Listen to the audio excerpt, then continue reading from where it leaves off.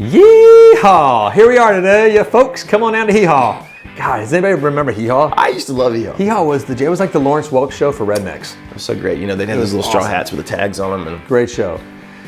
I cannot believe I'm saying this, but you need to listen to country music right now. Like today's country music. Stop the music today. I mean, listen to today, but listen to from the '90s too. Yeah. I really like and then go back and we're not talking about obviously Johnny Cash, Merle Haggard, Willie Nelson. Listen to that. We all know that's iconic, but listen to commercial country music from the '90s and even the late '80s all the way up to today, and you might be surprised. You're probably saying, but Baxter, why?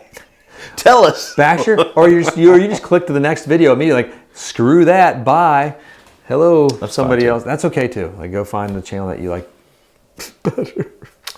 So what's the reason? Why are we listening to it? There's multiple. It's multi-tiered, I think. Number one is obviously the guitar playing. Guitar playing is fantastic. We're here for guitar. We talk about guitar. We're obsessed with guitar. When we get off of shooting videos, we're usually on the phone, people talking about guitars, or watching videos of guitars. The guitar playing in country music is... It's so good. Second to none. When was it Joe Diffie died, like over the COVID stuff, right? My son got obsessed with God, what's the name of the pickup truck? Pickup Man song. I was like, where's he going? So we started listening to all these old Joe Diffie songs, and then the stuff that is like that from that same time frame. The guitar stuff is, I mean, it's stupid good, and I think. Like when I was a kid, I remember when I used to hear that stuff when I'd start playing, and my parents would have that kind of stuff on. Most of that guitar was so beyond, I couldn't even wrap my brain around. You don't realize how to do that. I didn't even think it was good when I heard it as a youngster. Well, it was just like, how would you make this barrage of notes and have it all fit into the song and everything fit, and you hear the pedal steel and the fiddle and all this stuff, but then I'd hear Eric Clapton go, dun, dun, dun, dun. I'm like, oh yeah, I can do that. Well, part of what spawned this idea is like my wife is really into, like, she loves '90s country, and she likes Bush a lot too. So she's really, Bush Light, Gavin Rossdale. Oh yeah, I mean, like, so many ways. How can you not like that? So many things you can go into. I was just like showing like Derek's like stuff on Kristen Stewart too, and it's just Anyway, and. Because I'm a twihard, if you haven't figured that out by now. If you're new to the channel... Who even knew that was a word? Well, if it's not, I'm making it a thing. My God. Twihard with a vengeance. I'm still pining for the day of Robert Pattinson and Kristen get back together. But anyway, I was listening to this one song by Randy Travis came on. Okay. And then I was like, and then there was like this little fiddle solo. It was less than 10 seconds, but it was like, it was so tastefully done and perfect notes. I was like, I gotta look up who did that, because this sounds like Mark. Was it? It was Mark O'Connor. I was like, but like it was just set. It was set perfectly there, and like it's the arranging as well. The arranging of these songs. It's a formula. Don't get me wrong, but it's arranged to service the song, not to service the masturbatorial nature of here's my guitar solo or my fiddle solo. Watch me roar. Well, if you listen to a lot of those songs from that time period, right, especially like '90s, early 2000s, well, even some of it now, there is no space in those songs. There is no space. Like, but everyone has it's like, okay, fiddle, you're gonna do all the fills in the first verse. Pedal steel guy, you got all the fills in the second verse. Third verse, we're gonna split it between guitar and pedal steel. You know what I mean? Like it's laid out to that degree so that when you play your fill, though, you have it in your brain, and it is like it's amazing, and they all seem to ramp up. Like, it's a really cool study of how to do that. That's a good point, because I didn't even think about it that way. I just noticed that everything was everything's in its place, and there's no, like, it seems like there's no freedom, but the players are so good, the freedom is within that confined area. It's almost like Mozart in sonata form, right? You're thinking the same thing. You can turn it. Let's say you think, okay, I'm never going to play with a fiddle player. You're not going to go with my Mozart sonata form at all, are you? I mean, I am. Go ahead, continue. No, I'm not. I'm just saying, like, I can remember playing on Broadway and doing things like Chattahoochee. You know what I mean? I even know that song. You get to a point, right, where there's one version where there's a longer solo, and it's the fiddle and the guitar. And for it to work, it has to be seamless. But you do it with two guitar players. If you first off, if you don't really have it in your brain, it's a bit of a train wreck. Secondly, when you do nail it, there's something like amazing and euphoric about it. Maybe even more so than like these long extended solos where you just noodle your brain out. Yeah, because that's what we live in, that world with the blues rock that we Right. do so much, and it's like, all right, cool, like you just shredded that pentatonic, you just crushed it, you got the high notes, you bam, then you end up back here, it was getting funky, or you're moving around a lot, like it seems like you're getting funky, but you're actually playing this one note really poorly. But if you dance enough, it looks like you're doing Stop really well. talking about my playing. No, yeah. No, but it is like the playing is obviously something phenomenal. But then the other thing that I've noticed, and I watch a lot of TikTok.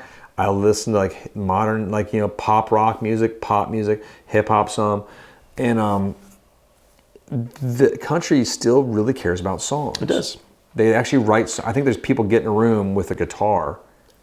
And Every they write day, a song. like 10 times a day in Nashville. Like, one dude, you got 3 songwriting sessions. Think about like Luke Combs, Yes. New I even know guy, who that modern is guy. as well. The songs are, I mean, whether you like them or not, they're well-written songs.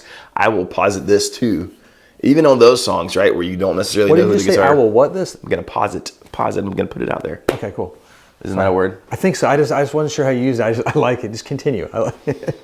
It's probably wrong. I thought you said deposit this. I was like, I'm going to deposit this in your mind bank. No, I'm not. That was weird. I felt weird saying it. Anyways, on all those songs, even the modern stuff that maybe you think is garbage, or maybe like I hate modern country, the dudes playing the guitar parts are probably some of the best guitar players who have ever lived or been alive or played, are playing on those songs right now. well, I mean, even if you don't like, yeah, because I don't listen to country that much at all. But then like I've been doing it sort of almost as a study, and like because I think Dwight Yoakam and all those cats are. I love Dwight Yoakam. Sure. And even Chandler in Nashville, like he was obsessed with Brad Paisley for years, and now he's sort of shifting to Dwight, which I'm like, all right. And Brad Paisley is great; he's a phenomenal player and obviously and everything. But I think what Dwight is the song again. Right. And Brad's got some great songs too. We're not saying he doesn't. It's just the Dwight ones. Just I think they've resonated for decades at this point now. And then or even like a silly song when this song comes on the radio. International Harvester comes on. It's so good. It's just like that little guitar. Like, you're like, And the guitar part is so good. Yeah. And they still play instruments in country music too. Even on the modern poppy stuff, there's still. I mean, it might be Even if you quantized don't, and there are people going like let's say Florida Georgia Line. We talked about them earlier this week or something. And like so, a lot of people that are like, that's not real country. I'm like I consider real country because I'm not a big country fan, and like I'll listen to that. It was Garth Brooks when it came out. Everybody was like, or like Tracy Lawrence, all that stuff. They were like, no, it's just trash, just rock and roll. I said that, and I was like, because I looked at his record cover with like the red and black and everything. I was like, this guy and Shania Twain were considered outliers. Yeah, because she had like the modern production and made the music fun to listen to for people that don't listen to country. What's funny because like yesterday's outlier is now the like there are people sitting around. I want real country. Garth Brooks. Right. I want my country star to sing with a little fuzzy ball in his mouth. Yeah, you walk do. around the stage, running with ropes attached to him, swinging across the stage. That's real country. Whatever. Wait a minute. I don't want anybody talking at all. I'm like, well, but Garth talked in some of his songs, I think. Was that Thunder Road? Is that a song? And the thunder rolls. It's thunder rolls. Thunder Road is the roller coaster at Carowinds. The thunder rolls. is the Garth Brooks my thing. dad took me on that. It was a nightmare as a child. Did you do the backwards facing one Oh or God, the it was front facing horrible. one? It was everything amazing. about it was horrible. I love it. He didn't understand like why I hated it so much because like my father, when I was too young to be on Space Mountain at Disney, he took me there, and he told me I had to steer with my feet or we'll hit an asteroid and we'll die. So like at the end of the ride, he couldn't find me because I was down at the bottom of the thing like screaming trying to find the steering wheel. I think with my feet. Are Thanks, we dead Dad. yet, Daddy? Are we dead? Ah! Thank you, can't imagine Papa. it. Yeah, that's growing up as a Clement. I didn't know him until I was 7. Pretty much, my mom always says, "You didn't know your dad until you were 7." Bam. There you go. I used to lock you in your room a bit. Kids need their alone time. Yeah, it's great for development. But I learned how to be a healthy introvert.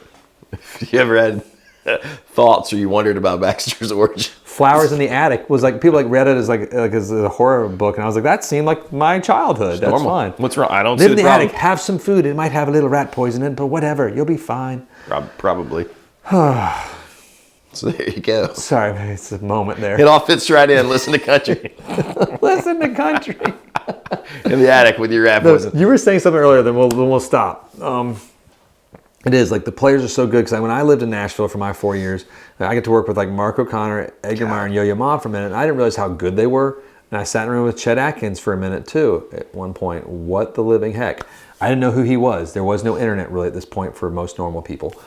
I just knew it was an old white guy that could play guitar really well. But they're such a different level of playing. And that's the dudes that play on the recordings there.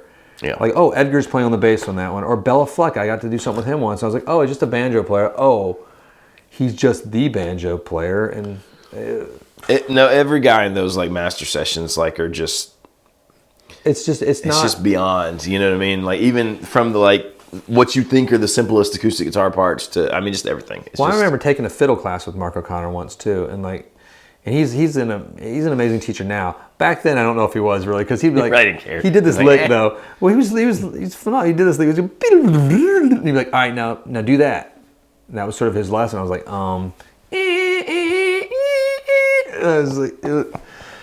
I got my dad though once because I was like, Dad, the fiddle's going really well. I called him up on the phone, like the landline, because that's what you have, and in the hallway of my place I'm living in. And I was like, man, Chad, listen, I'm playing fiddle. And I started playing it for him. He's like, oh my God, my son's a prodigy. I was playing on the CD of Mark O'Connor. He was like devastated later. He's like, oh my God, my son's like, I thought I was going to finally be proud of you, son. I didn't know. The shame continues for decades past. In fact, it's compounded now. It's worse. Welcome, Dad. So check out some country. Like, give it a spin. Like, listen to that early '90s stuff in the mid '90s. Like, it was sort of blowing my mind. I was like, good Lord, and like the tightness and like it is pretty great. I mean, it's sick. I hate saying it too. It hurt me to even do this video in some ways, but I did it because I care about you and your earballs. Earballs, the thing. Earballs. I'm a scientist. Right. I guess we can go home now, right? I guess so. You want to go home? Did we say the thing? We said the thing. I think we said click subscribe. I think we did. If not, like, subscribe. You know by now. Share your thoughts, your experiences with strange worlds of country music. Tell us how much you hate country and how dumb we are for saying this in the comments. Or don't actually, and just be positive. Maybe just like use the internet as the positive, constructive place it's meant to be. It was never intended that way. It was supposed to be the end of humanity, and we're doing a great job. Good job. Thank you, Al Gore. We'll see you guys soon.